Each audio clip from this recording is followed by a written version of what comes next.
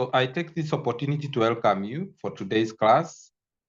Today we are going to focus on public relations, topic 5, corporate social responsibility. My name is David Maina, for those who do not know me, and for those who are joining us for the first time. Now, when you talk about corporate social responsibility,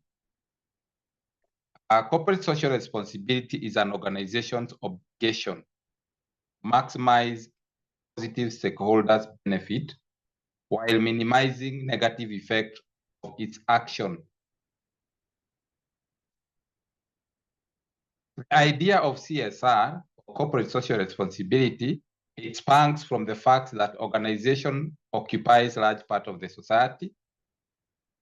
They're not only responsible to their shareholders, they are also responsible to the community in general. In other words, we are saying that organizations do not always exist to make profit, but they also exist to improve the environment, the life of other stakeholders and individuals whose lives would be affected either positively or negatively by the operation of the business. That's very true. In short, we can say that corporate social responsibility is giving back to the community. That the organization is saying, we have been here and the community has allowed us to operate in their environment. Why don't we then give back to them? Why don't we then say thank you to them? So then we are saying that organization not only exist to make profit, they also exist to do what? To improve the environment that they are operating within. For example, an organization may decide to build roads for the community. Those roads, they will use the roads, and at the same time, the community will benefit from the road. An organization may also decide, let us make sure that we have security in this area, so that if there was insecurity, it is dealt with completely. That is called CSR, corporate social responsibility. We can also decide as an organization, let's build school for the community, so that at least the community will have a place where they can take their children to do what? Study. That is a corporate social responsibility. And as this organization exists in this environment, we also try to do what? Improve the environment. For example, if you're an organization, you manufacture chemicals, you need to know how to improve that environment so that the community is not affected. So that is all. That is what we can say about corporate social responsibility. So CSR, or corporate social responsibility, it has gained an increasingly high profile in recent years, and it can be defined as the way in which a business seeks align itself or its values and behaviors with those of its various stakeholders. The stakeholders of business include the employees. Stakeholders of business include also customers, suppliers, government, interest groups such as environmental groups, and wider societal interest on whom the operations of business may have an impact. Often, it can be difficult balancing act for a business to try to effectively consider the perceived needs of these often disparate groups of stakeholders, and some companies appear much more successful in this regard than others. In short, corporate social responsibility is giving back to the community what it deserves. Community has allowed you to operate in that environment. Why don't you then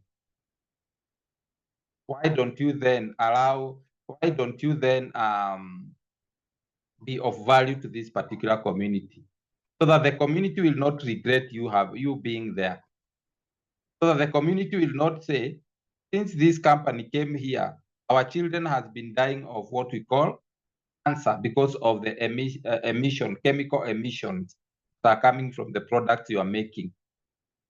Our cows are dying because of the company, the emission of chemicals that are going to the rivers. At least let the community see that since this organization came here, our children have gotten affordable education. They have gotten various sponsorship programs, have gotten scholarship. We have the increase. There is what we call the security has been picked up. We have lighting. Community there is enough lighting, or they have worked on the lighting of the community. There is light, there is electricity, courtesy of this organization. That is what we call CSR, corporate social responsibility. It is the responsibility of the organization to give back to the community for what it deserves.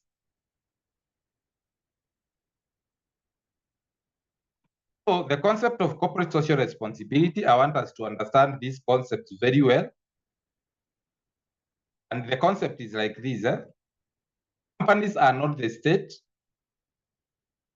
They are not there to provide services and facilities which should probably be provided by the welfare agencies and paid for out of taxation. But companies are part of the society in which they operate. By the way, for your information, the community can accept you as an organization. Suppose you want to start a business, maybe a manufacturing industry in a community. The community can reject you.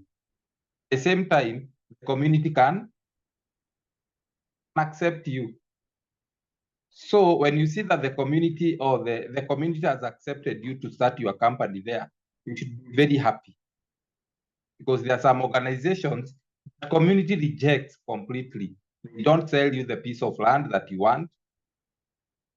They even go to the government to get an injunction. An injunction is an order, a court order, to stop you from doing what we call developing that company. For example, there was somewhere here in Central, there are some individuals who wanted to build a morgue. And when these people in Central, I don't know whether it is Kiambu or Murang'a, when they heard of such an intention, they stopped those people. And those people did not come there. They went to the government. They looked for what we call a court injunction. And they stopped those individuals. And I can tell you, they never even dared to build that morgue there. So, in other words, we are saying that companies are part of the society in which they operate. So if the society accepts you to do what we call develop an industry, you should be very happy about it. They need to consider corporate behavior. As an organization, the society has accepted you. Also consider your corporate behaviors. Like if it's an industry that is coming there, you are developing an industry there. Treat the community very well. Treat the people in that particular community very well. Like we have heard of cases here in Kenya. I don't want to mention, we have heard in cases here in Kenya where industries or it is a farm, what we call a farm, a pineapple farm, where people have been killed and they have been dumped in some waters. We all know the story. We can go to YouTube and listen to it or watch it. You find that the owner of the farm is so much cruel to the community. When by mistake they see the member of the community in their farms, They release dogs, members are killed, they are dumped into the rivers. It's very bad. Eh? So, but companies, we are saying that they are part of the society in which they operate, and they need to consider their corporate behaviors as part of their role in the society. If it's a university, you need to consider your what? Your corporate behaviors as part of their role in the society. So as a university, that's why you find that they are so much keen on the dressing code of their students. If you dress badly, some university will not allow you to get in because they are so concerned, they are so sensitive with the image, the corporate image that you are portraying about them. They don't want the community to ask themselves, is this a university or is it a brothel or something of the sort? So that is it. The impact which business have on the community in which they operate come in 3 different levels. They come in 3 different levels. We are going to look at those levels. Level number 1, the most basic level. This is the most basic level. A company fulfills the legal requirement laid upon it. It pays its taxes. It observes the law and deals fairly with its stakeholders. So here, the company, it's required to follow the law. You don't just start a company just like that. You need to follow the law. You need to pay taxes. You need to deal fairly with your stakeholders. That is condition number 1 or level number 1. In level number 2, the company takes account of its responsibility as an organization and consider any negative effect it may have. For example, the potential effect of the company's existence, the process, and the product on the environment. In other words, we are saying this, as an organization, you need also to know what is your effect for the community. Because you realize that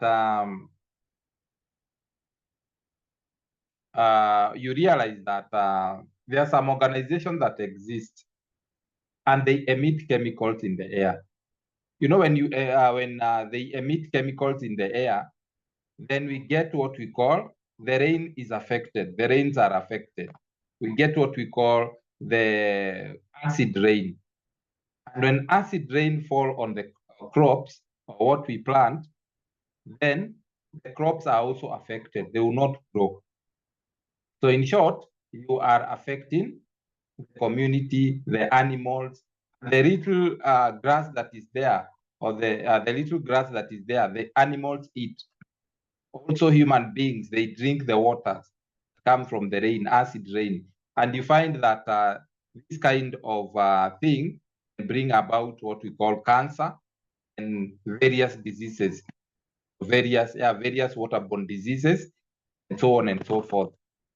In other words, in level 2, we are saying there's a company, before you start that particular industry, so before you open that particular branch in that particular community, you need to consider any negative effect that you may have, the potential to the community. Your products also may have effects.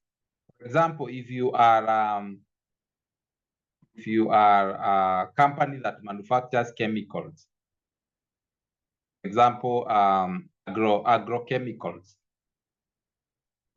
then that means people who live around you, you should take care of people who live around you because of those emissions. They can affect children, they can affect people, they can affect crops, and so on and so forth. So that is level 1. So level 2. Level 1 is the basic level that companies must fulfill their legal requirements. Level 2, the company must take account of its responsibility. In level 3, The company operating at level 3 is less common. This type of organization, it sees itself as having a responsibility for a healthy society and accepts the job for helping to remove or alleviate problems in a society. So in level 3, as far as corporate social responsibility is concerned, you are there to alleviate problems. Like for example, this community, there is no clean water. They walk long distances to go and look for clean water. Now, when you go there as an organization, to make sure that you drill boreholes, that the community can get access to clean water. Another thing, you realize that the community doesn't have electricity. As an industry, make sure that the community gets electricity. So you are giving back to the community so that they can see the benefit of why you are there. Number 3, you may realize there are no hospitals here. Some people or mothers, they die while giving birth. Some children, they die because of malaria and other diseases. Build hospitals there, that the community will benefit from you being there. At this level, which is level 3, the organization is there to alleviate poverty or to alleviate problems that are in the society. It can be an issue to do with schools. There are places whereby they are so marginalized. There are no schools there. Kids don't go to school. They spend the whole day taking care of sheep, taking care of cows, taking care of goats. We have seen this in Kenya. As an industry, as a company, when you go there, the first thing you do is that you are going to improve the lives of those people, alleviate some problems, and so on and so forth. So that is it. That is level 3. Level 1 is a legal requirement that organizations must be able to do what? To follow the law. They must be able to pay taxes. They must be able to do all that pertains to legal requirement. Now, level 2, you are doing that. You are making sure that as an organization, that whatever you are going to do there is not going to affect the community. If you are going to open an industry, that industry should not bring problems to the community. For example, it's a chemical manufacturing industry. It should not bring problems to the community. Level 3, we are saying that organizations that exist in this level, they try as much as possible to alleviate problems in a certain community. Like, for example, build school for them, build hospitals for them, ensure that they have proper road networks, and so on and so forth. Importance of CSR strategy, because CSR, again, something that I forgot to say, it's a strategic public relations activity. It's one of the strategic PR activity. Remember, we have talked about strategy. We talked about public relations strategies and activities. So PR is one of the strategic not PR, but CSR is one of the strategic public relations activities. So number 1, importance of CSR is improves relationship with stakeholders. Whenever there is what we call corporate social responsibility, giving back to the community what it deserves, you are improving your relationship with the stakeholders. How? Now, this refers to the fact that CSR activity, they help an organization develop the relationship with stakeholders. So if the enterprises are transparent about their activities conducted for the welfare of the communities, they can better understand their perception of stakeholders and issues that may affect their operations. This information helps enterprises in dealing in defining priorities and ensuring that business practices are aligned with the ethical standard. It's as simple as that. But once you do what we call CSR, you are building relationship with your stakeholders. You are strengthening that relationship. You are trying to tell your stakeholders that we are the best. You're trying to tell the stakeholders we are strong.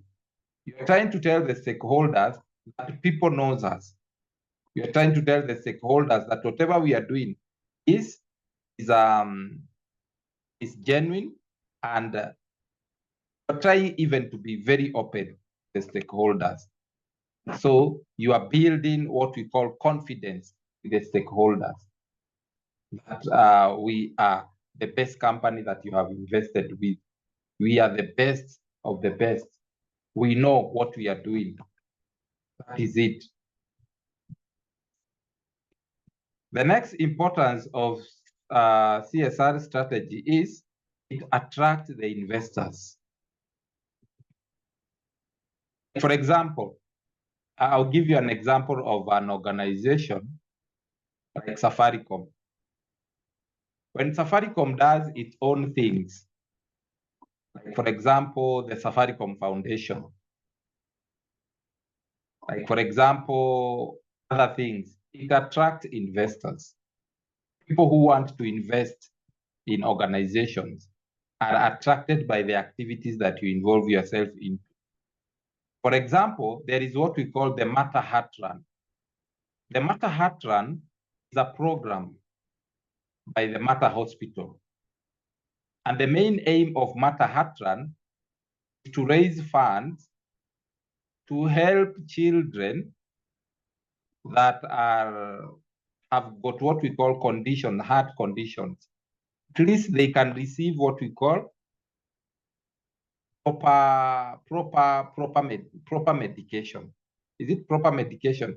Or they can get proper medication and proper treatment from abroad if need be. And this one, it attracts investors. You will see investors like banks joining hands with what we call Mata Hat Run. Investors like what we call corporates are coming in, because once you do what we call a CSR activity, you realize that you are attracting people to come and help you. And when the investor comes in, they feel so good when they are being mentioned, proudly sponsored by Safaricom, proudly sponsored by Absa Bank, proudly sponsored by Royal Media Services. They feel so good because at least people knows that there are organizations that exist of the sort. So it attracts investors. This refers to drawing the attention of investors to CSR activities. So according to the study conducted by McKinsey & Co. and World Bank, 3/4 of stakeholders consider non-financial performance as important as financial performance, while evaluating the most suitable enterprise for investment. So when you conduct CSR, you attract other organizations, other corporate and other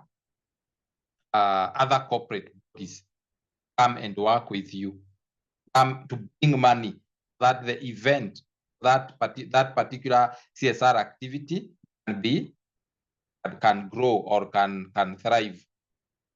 It's good to have CSR activity in your organization. Next thing, it improves on financial performance. You do what we call CSR by improving on financial performance of that particular organization. This refers to enhancing the financial performance of an enterprise through CSR activities. Okay, again, according to a study conducted by McKinsey & Co., it shows that investors are avoiding enterprises with poor CSR records. If you have a very poor CSR record, investors will always avoid you. If there is a CSR activity that you are not able to execute successfully, and there are several, investors will not or will never invest with you because they know here we are losing. So CSR with poor CSR records and trying to pay a premium for companies with good record for CSR activities. So investors will always go to an organization that is well established, that is that has succeeded before and several times in their CSR activity. Nobody wants to lose their money. The next point is improving public credibility. That when we conduct CSR, we are telling the public that we are this organization. These are our services. And the public tend to trust us. Like, for example, if you are told, which organization do you like? You'll tell me, I like XYZ organization. Why? Because it does A, B, C, D. How did you come to know about it?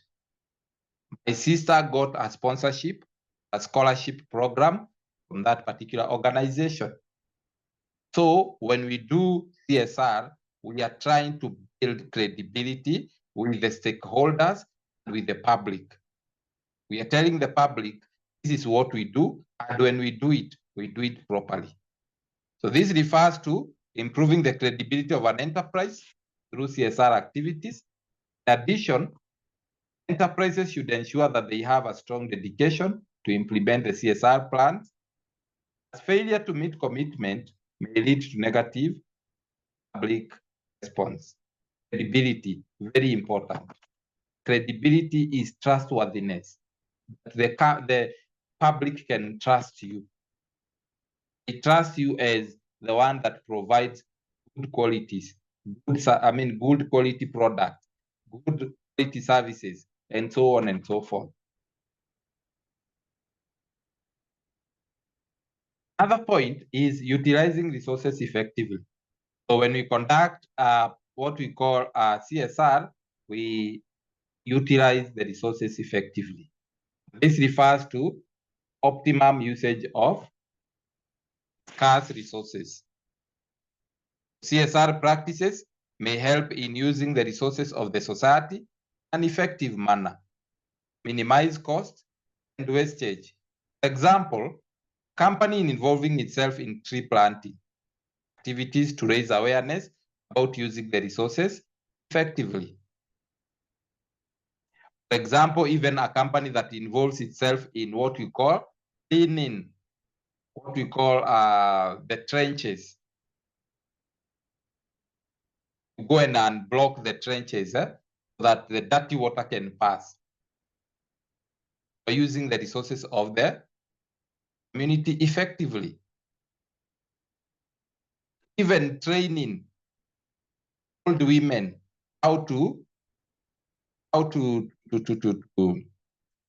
manufacture some things or to make some things so that they can sell outside.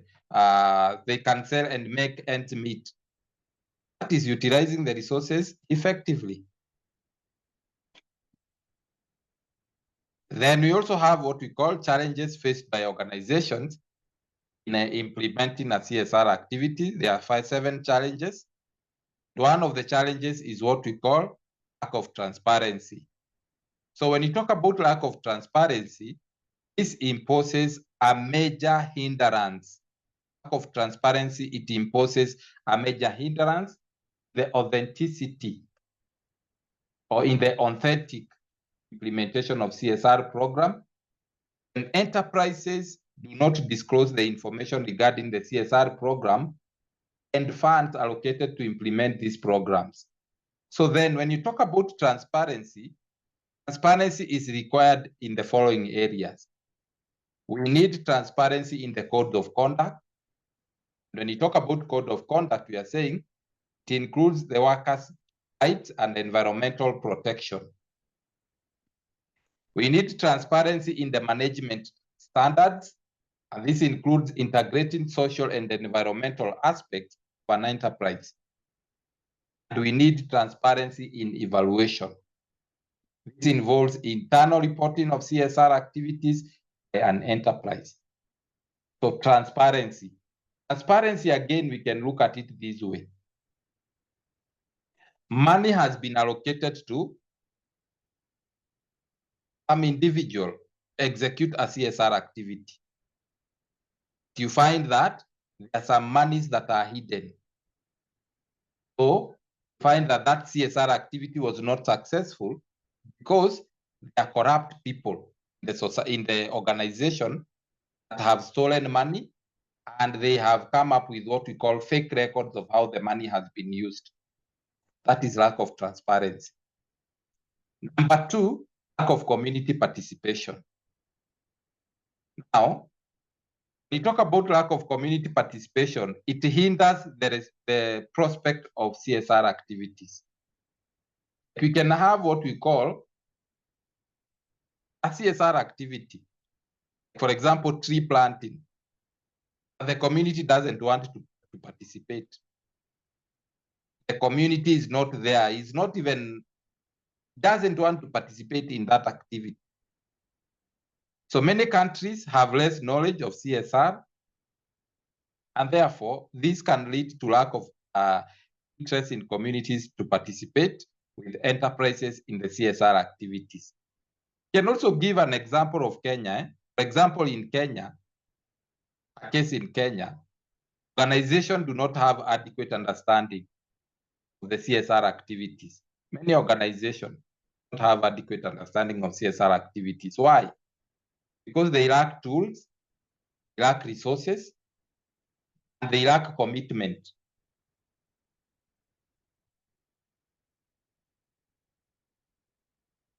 They lack tools, they lack resources, they lack commitment to carry these activities.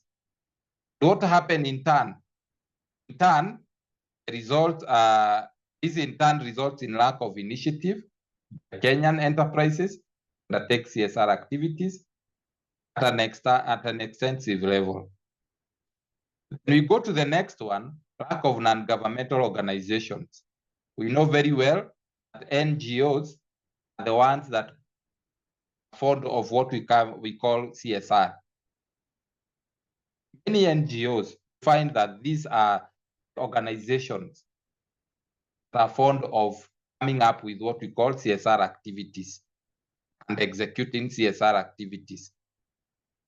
So when you don't have enough NGOs, it can lead to lack of CSR activities, as these activities are largely implemented through governmental organizations. Therefore, non-availability of the NGOs slows down the spread of CSR activities or CSR practices in remote areas and in various countries. That one, it goes without saying. Then there is also what we call lack of CSR guidelines. This implies that many countries do not have a clear guideline related to corporate social responsibility activities. As a result, enterprises, they lack proper direction for CSR practices.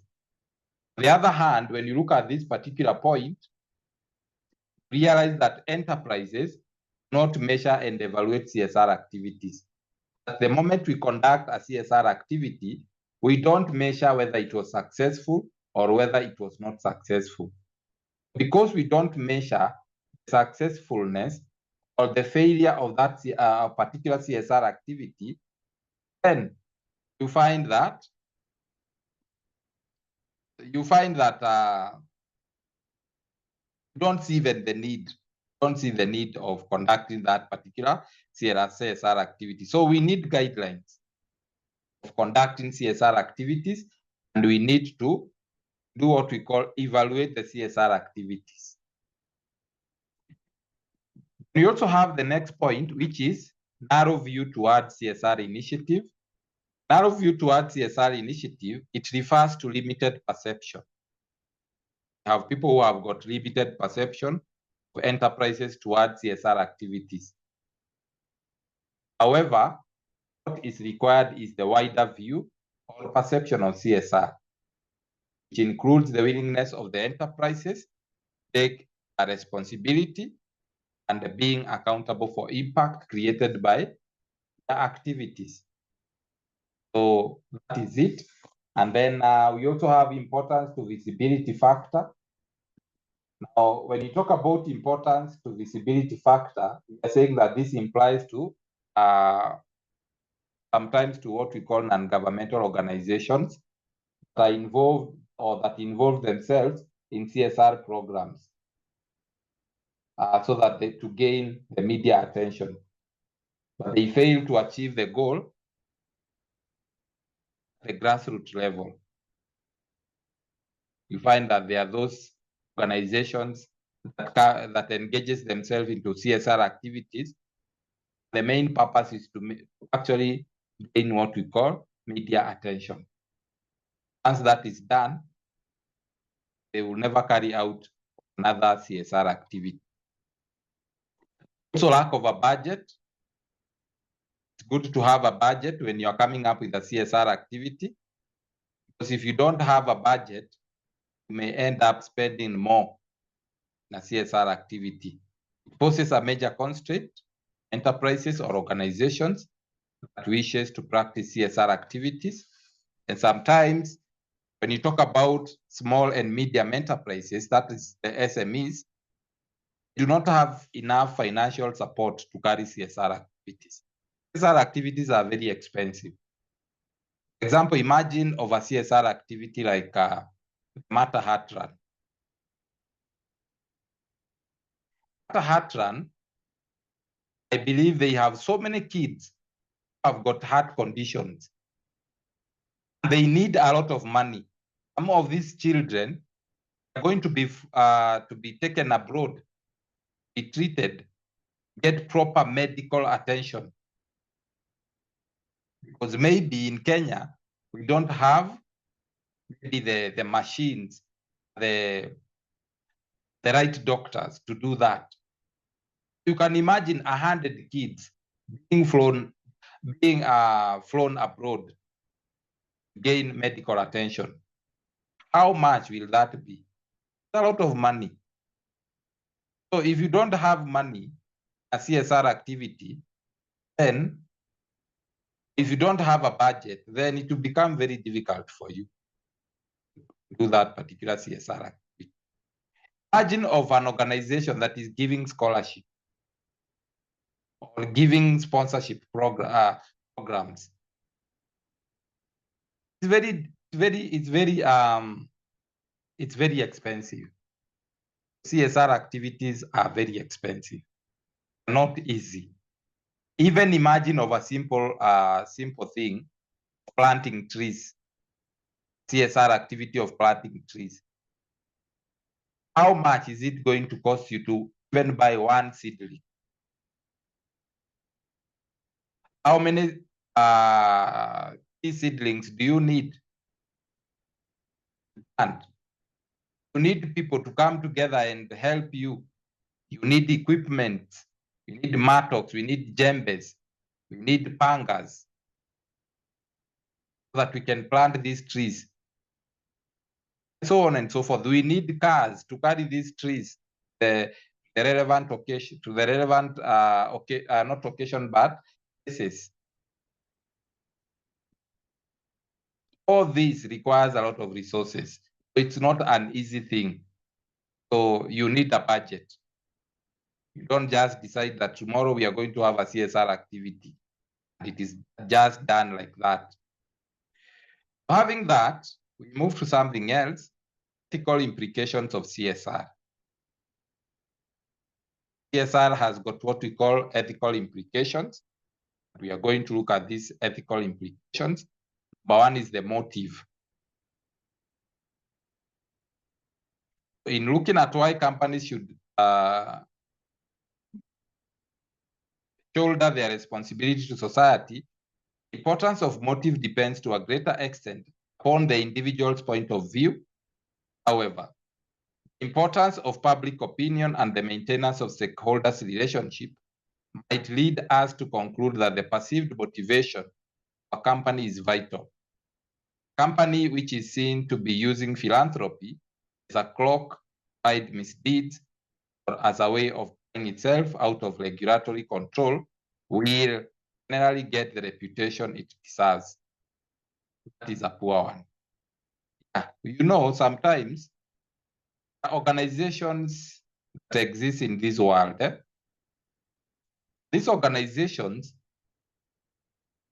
they exist here illegally. Maybe they exist here legally. Now, whatever things they do are illegal. So they may engage in a CSR activity, hide their misdeeds, their illegal deeds. They just want to show you we are the best company. We are the company. Our products are the best. Behind the scene, they do illegal businesses. They do weapon smuggling. They do child trafficking. They do those things. They do CSR, do what? Tell you or to hide their misdeeds or their bad doings. So motive is very important. That is an ethical implication. The companies that exist, they are very good. Their image on the face of the earth is good. They are multinational companies. Now what they do behind the scene are not good things. So they do CSR, show you that we care, so that you cannot even suspect them. They can do something bad. You cannot suspect them. They are doing something like child trafficking or drug smuggling, something like that. So motive is very important. Why do you do CSR? Are you doing it from a clean heart? Are you doing it so that you can hide something from the public? Number two, ethical implications of CSR is susceptible targets. And here we are saying, in addition to considering the motivation companies, considering the motivation companies need to consider their target publics. Ethical consideration here are based on the susceptible target audience, the company's message. This may be true with the age of the target public, recognition that young children, the elderly need special consideration. Example, sponsorship of events, charitable purposes might be aimed at school children. The children is expected to press the parents to make a necessary purchase. A competition element is introduced which favors children from well-off families. Ethical wisdom of the company may be questioned. Now, we talk about susceptible targets. Let me explain that CSR activity should be there for everyone. For example, let's talk about Mata Heart Run. It should be there for every child. Whether you come from a poor background, whether you come from a rich background, it should be there for every child, every Kenyan child. If it's a worldwide thing, it should be there for every child, as long as this is a child. It should not be there because now it should not be there and then you come up with conditions that for you to be there, you must contribute 5,000 as a registration fee. What does that mean? Actually means that for any child to be considered in that particular, to benefit from that CSR activity, then that child must be able to afford 5,000 shillings, the registration fee. That then means those are susceptible targets. Susceptible targets. So that one is not true. That one is not good and should be avoided. The CSR activities, for example, we want scholarship programs. We are an organization. We have come up with scholarship programs, help less fortunate children who performed very well in their KCSE and KCPE. We want to sponsor them, go and study abroad. Or we want to sponsor them here in Kenya. that they can receive education. Now, it should not be for you to be considered, must register with 10,000 shillings. That means those that cannot get 10,000 shillings will not be considered. That is what it means. So that is an ethical implication. Next point is the Footloose sponsor. Footloose sponsor. Footloose sponsor, these are people who actually, they sponsor you. For example, there are some organizations here in Kenya that sponsor children from primary school, universities. So as an organization, you must calculate how much money I need to sponsor this child from primary school to university. How many years will I sponsor this child? How much money will I need? So then you should sponsor that child all through. Their sponsors, that when they have sponsored you, you have gotten to class 8. They tell you that there is no money. You find that that child has dropped out from standard 8. Those are called Footloose sponsor. And why do they exist? Because they did not have a budget.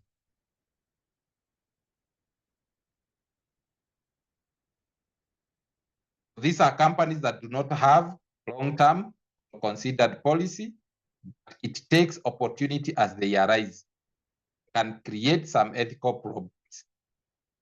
To be very, by the way, that particular thing will tarnish your image.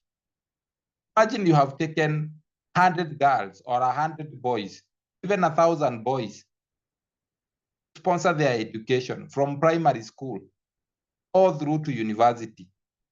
Then it got to a point in standard 8. Then you tell the parents, the guardians, that we have run out of cash. And from now, standard 8 henceforth, you should look for school fees for them. Now, when the parents hear this, it's actually going to tarnish your image as an organization. You cannot live up to your promises. That's what it will mean. That is a Footloose sponsor. And there is also what we call favoritism and cherry picking. This is another ethical consideration or implication. This is, for example, there is a CSR activity. Let us just use a CSR activity like sponsorship. We want to sponsor children go abroad to study. Or we want to sponsor Form 4 students go abroad and study or have their degrees from abroad in a certain university. That is in the community. And then now you find we are looking for particular people in the community. We are not looking at any team, any person who passed their KCSE. We're actually looking for particular people, specific people in the community. Like we want to look at people from a wealthy family or people from a certain family. That is favoritism, cherry picking. CSR is meant for everyone. Therefore, it should not include favoritism and cherry picking.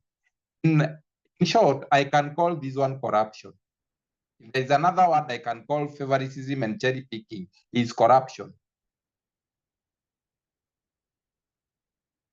Or we can call it nepotism or something of the sort. Having said that, we also have over-reliance on sponsor. This one goes to who? It goes to the person who is being sponsored. There's a program I was listening to on radio, and this program was about a certain organization that has decided to sponsor children who have done very well in their Form 4 or in their secondary. They do not have money to proceed from there, actually to go to university and college. The person who was there, it was an interview, kind of a radio interview. He was saying But the big problem that we face is that the moment we decide to sponsor these children to study in colleges and universities, parent becomes like he's relying on us 100%. Parent cannot buy even the basic things like pencil. The parent cannot buy even the basic things like socks. The parent relies on us 100%. He doesn't want to be disturbed in any way. So this is a problem that many beneficiaries of sponsorship programs things about. These are things that they bring about. Rely so much on the sponsor. So if the sponsor goes bankrupt, where will you take your child? Such a thing can happen. What if the something happens to the sponsor and is not able to pay school fees for your child? What will happen? So it is not good to over rely so much on the sponsor. At least if the sponsor is sponsoring you, do something. Just buy uniform for your children, just buy pencil and basic things that you can afford for the child. Do not over rely the sponsor, because that is an ethical implication that is over ethical implication of a CSR. And there is also what we call dubious associations. Dubious associations, these are commercial sponsorship arrangements that are subject to contract, in which there is usually a clause allowing the arrangement to be terminated if either party fails to deliver. Both the sponsoring company and the recipient need to be aware of the messages given out the other party, and to be sure that association between them is appropriate and consistent. There are some organizations that find that they engage into what we call dubious associations. Dubious association is those not very bad associations. Like, for example, you find an organization is involved in CSR activity, but behind the scenes, there are some things that they do.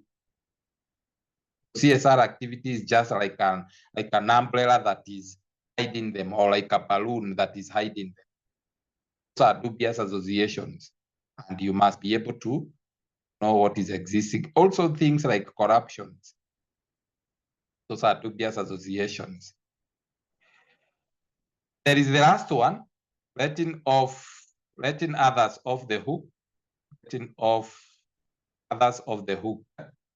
One criticism of charitable donation is that it may take the pace of proper provision. So similar criticism can be revealed at corporate community involvement, especially when it's seen as an alternative way providing welfare services, essential equipment. Companies need to consider the ethical implication. Providing goods or services is an act of charity. In that provision, it is deemed to be a fundamental right of all citizens. So the purpose of raising these ethical implications is to degenerate the way in which companies fulfill their CSR. Both companies and society in which they operate need to understand why they do and why. I mean, what they do and why. So you need to know what the company does, why it does what it is doing. Then from there, come to the end of today's class. Unless there is a question, any question? Is there any question up to that point?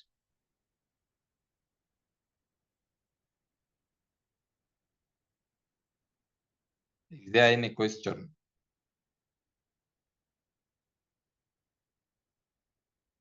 Any question, anything that you have not understood, ask that particular question, that it can be put properly for your own understanding.